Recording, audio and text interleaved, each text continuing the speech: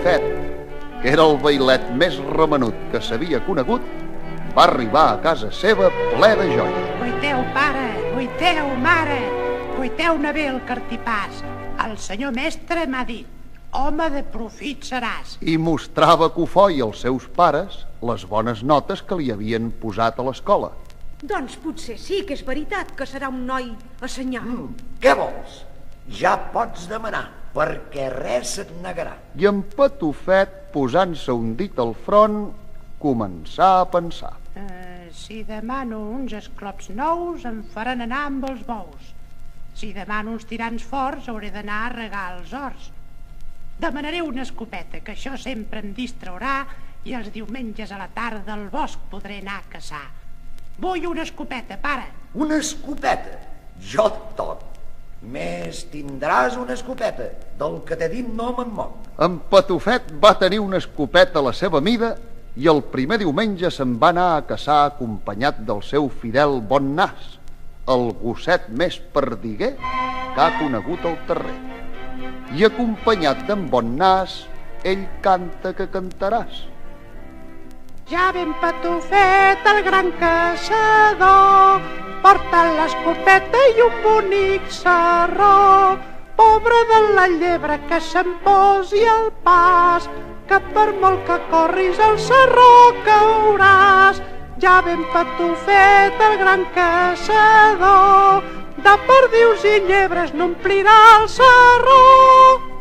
Mentrestant, en bon nas anava esquadrinyant per tot arreu cercant el rastre de la caça.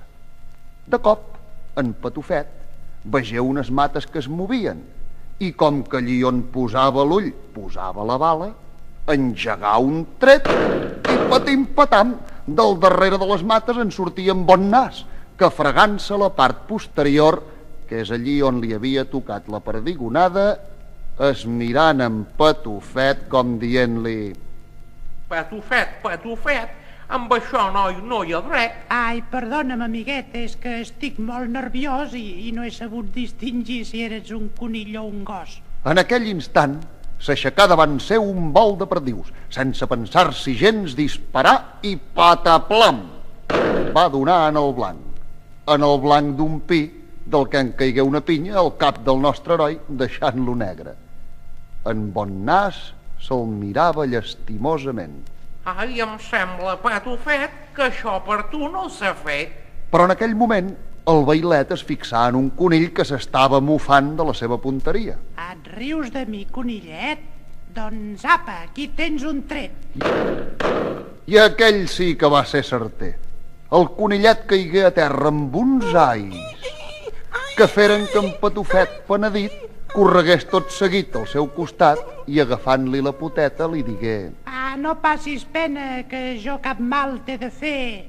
Porto en el sarró una vena i seguit et curaré. Posà fil a l'agulla i després d'haver fet que en bon nas li llepés les petites ferides que tenia en el bracet i la poteta, va embenar-lo tan bé que els millors metges n'haurien sentit enveja.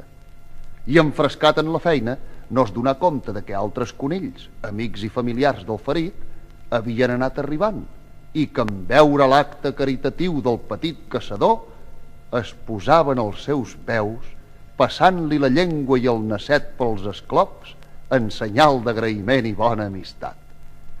Quan la cura fou acabada, formaren una rotllana al costat del seu benefactor i llavors aquest, agafant-los i les potetes del davant, els ensenyà a cantar i ballar la sardana. La sardana de l'avellana pica de peus i balla de gana. La sardana de Ripoll mata la puça i deixa el poll.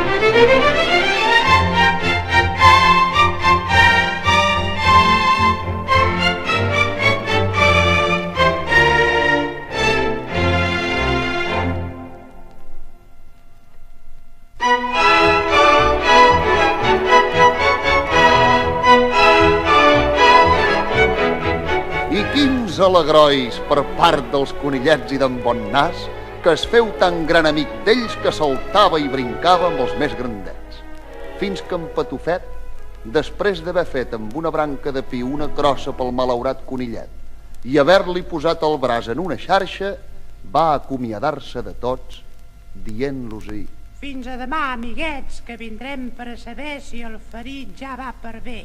Tots els conills ploraren de contents quan els deixà, i ell, camí de casa seva, anava cantant: Ja ben patufet el gran caçador, l'escopeta baixa i buita el sarró. Llebres i perdius, no tingueu pas por, que jo no serveixo per ser caçador. Ja ben patufet el gran caçador, l'escopeta baixa i buita el sarró. A l'endemà mateix, tal com havia promès en Patufet, tornà al bosc, veient amb gran dolor que, a més del conill guarit, hi havia un altre ferit. I això, amiguets, com ha estat? Qui és que us ha disparat? I amb una veu molt de conill, un d'ells contestà: Ha estat el noi d'en Nas Tort, que no l'ha mort de molt poc. En Nas Tort?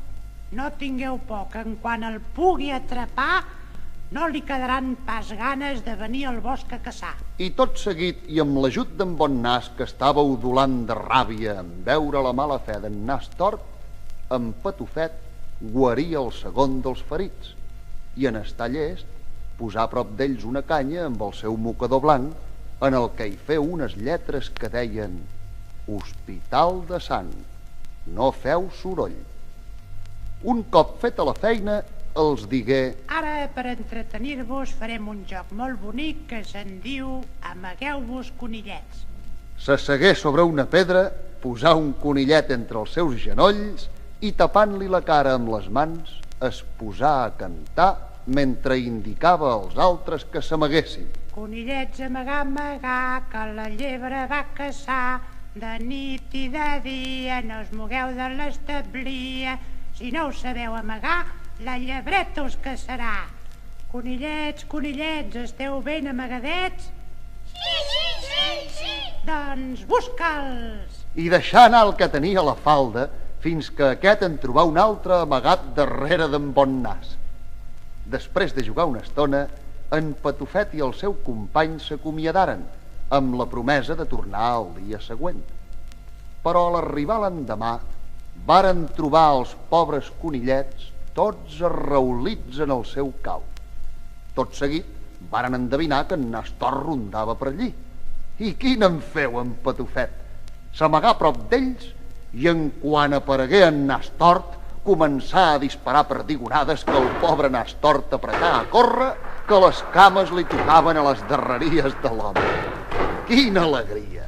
Els conills s'abraçaren els uns als altres. En Bon Nas plorava llàgrimes de pam i el gran heroi va dir: Des d'avui vindreu a casa i allí en el nostre celler estareu segurs del tot sense tenir res que fer. La mareta us cuidarà com si fóssiu germans meus. Jo us rentaré la carona i el pare us banyarà els peus. I com un regiment es dirigiren cap a la masia cantant junt amb en Patufet: Ja ben Patufet, el gran caçador, porta 100 conills i 8 al sarró. Els pares del noi els reberen així. Aquí serà casa vostra. Tindreu la taula parada i els dies que faci fred farem la gran fogarada. Jo us cuidaré un a un com cuido en el meu fillet, perquè al món no hi ha ningú tan bo com en Patufet. Allí es quedaren per tota la vida, ja que aquesta fou respectada per als Patufet, pare, mare i gos. I es diu que per aquells indrets canten tots els conillets. És